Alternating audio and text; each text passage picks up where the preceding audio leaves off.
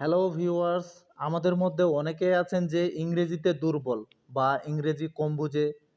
কেউ কেউ দেশের বাইরে থাকে, তাদের জন্য এই ভিডিওটা। তো বন্ধুরা, কথা না বাড়িয়ে সোজা চলে যাচ্ছি প্লে স্টোরে গিয়ে আপনি সার্চ দিবেন গুগল লেন্স।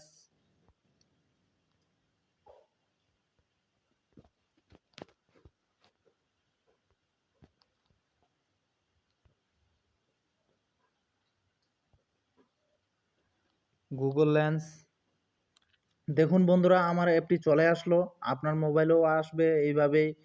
তো আপনি আপডেট করে নেবেন। আপডেট যদি দেখায় কিংবা ইনস্টল করা যদি না থাকে তো আপনি ইনস্টল করে নেবেন। আমার ইনস্টল করা আছে সেজন্য ওপেন দেখাচ্ছে। তো ওপেনে আমি ক্লিক করছি।